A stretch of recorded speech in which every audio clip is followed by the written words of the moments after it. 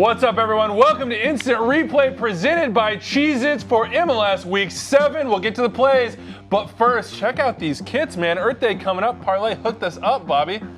Instant Replay? Hold on, Shh, Bobby. We've got a check coming through from producer Rich. Yep, we're going to video review. Yeah, red card for tucking in your kit.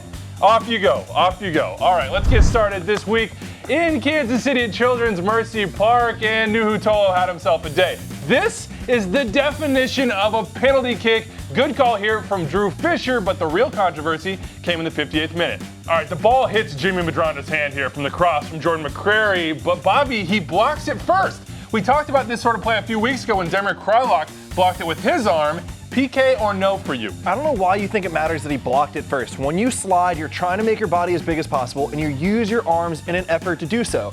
Therefore, your arms are an intentional movement, and when it hits your hand, it should be a handball. According to precedent, this should have been a penalty. I am with Drew Fisher. I'm with VAR Jeff Gamble. I don't think this is a penalty. Here's why. On that Krylak play, his arm is dragging behind. He stops the cutback. On this play, Medranda gets in there. His intent is to block the ball. He does it. His arm, I think, is in a natural position. It bounces up. For me, no penalty. Good job with VAR. And we move to Atlanta, where referee Alan Chapman also had a gimme on this foul on Joe Inga Berget. Yeah, that's a PK right there. Let's go to the 41st minute, though. This is where it got a little more complicated. Darlington Nagbe puts the ball in the back of the net, and Five Stripes faithful go wild. But what's Joseph Martinez doing here? Is he obstructing Sean John? Now, Chapman originally called it a goal, but the VAR, Kevin Terry Jr., went back and said, actually, Joseph Martinez was both in the line of sight and also made contact with Sean Johnson. They took the goal back. Well done by video review. Yeah, I'm with you here. Even if he doesn't touch him, I think this is probably a goal you should call back. It's a no-doubter, no goal. Out to the Rose City, where Timbers Army did their thing for the first time in 2018. Jose Carlos Rivero is in charge of this game. We go to the 43rd minute when Sebastian Blanco drops like a rock in the box under contact. Is that a PK? Is that a foul? It should have been a penalty. When a player intentionally impedes the progress of an opponent, it's a direct free kick, and we can see here that Boxall looks at Blanco and intentionally gets in his way to stop his run.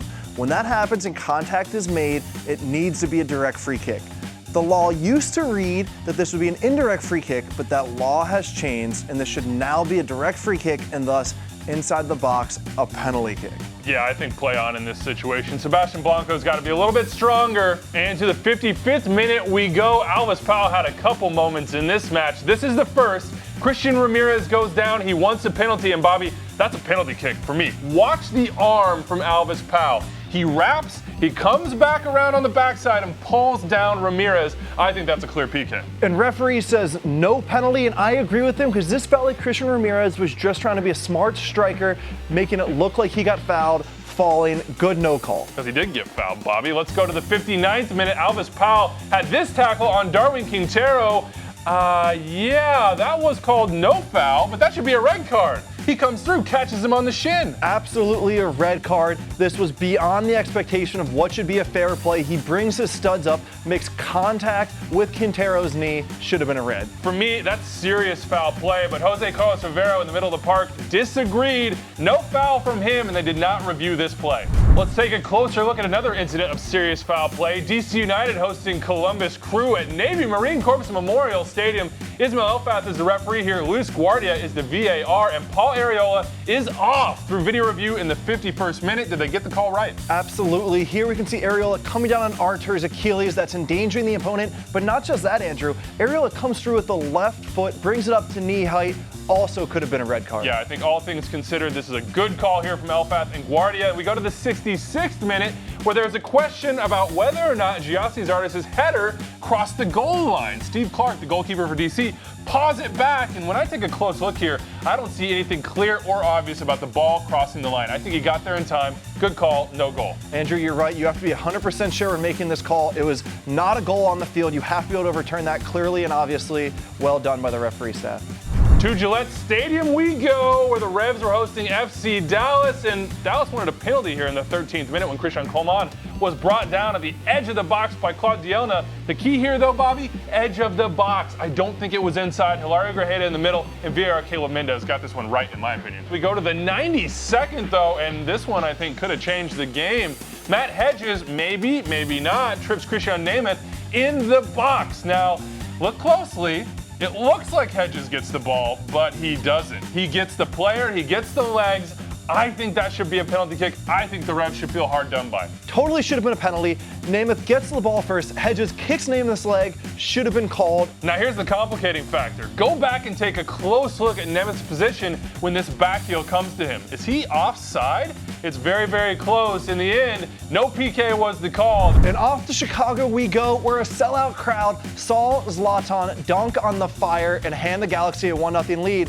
But Andrew, the game started off a little controversy. It did. 6th minute, Ola Kamara thinks he has the game-opening goal, but Kyle Longville, the AR on that side, raises his flag and Ted Uncle calls it back. Now, take a close look here. These are razor-thin margins. I think it's possible that Brandon Vincent at the bottom of the screen keeps Ola Kamara onside, but look where Kyle Longville, the AR, is. He is behind the play. He's not even with either Vincent or Ola Kamara. He still raises his flag.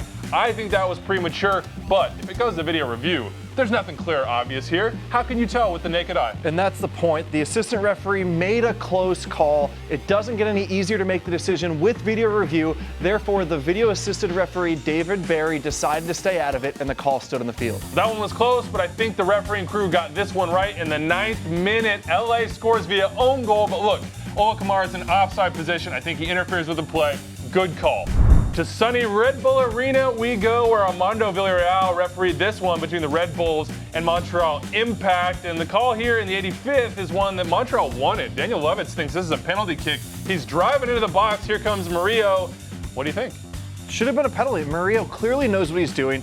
The referee here, if you can see after the play, says it's shoulder to shoulder. It's not. It's shoulder to back. When that happens, it should be a call. Lovett should have been given the penalty. Yeah, I think Murillo comes in from behind as well. And look, that little extension from the arm, that tells me he's not trying to get position. Lovitz has it. He just wants to make it hard. He ends up taking him down. I think that's a PK.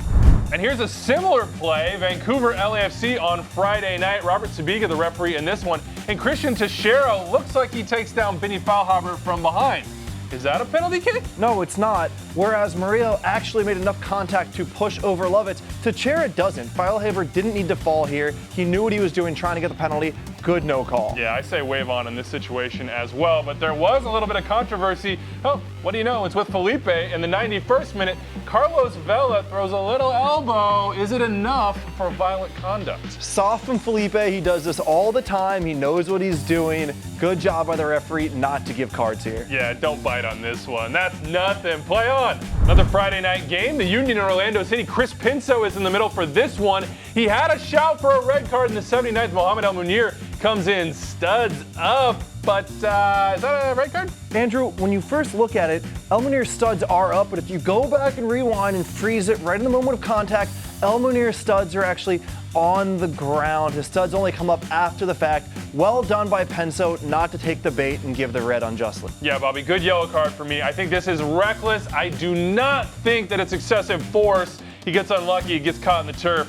Not a red card. San Jose Houston referee Nima Sagafi was presiding over this one. 53rd minute, Florian Jungwirth goes down in the penalty area, and Machado looked to be holding him. Is that one of the points of emphasis? Is this a PK? It's absolutely one of the points of emphasis to answer that question. But Andrew, the question is, does Machado grab Jungwirth, or does Jungwirth grab Machado and put his arms around him? Jungwirth definitely goes down. A tough one. I'm okay with the no call. Well done by Sagafi. Yeah, look, if Jungwirth is not grabbing him, if he's not holding on to him with that right arm hooked underneath, then PK all day for me. But I think this is just two guys wrestling in the box. I'm good with the no call here. 81st minute, this is a penalty. Tarbell brings down the Dynamo player in the box. I don't know why this is not called. I'm with you, Andrew. Looking at this video, it should have been a penalty. But once it's not called on the field, we go back to the question.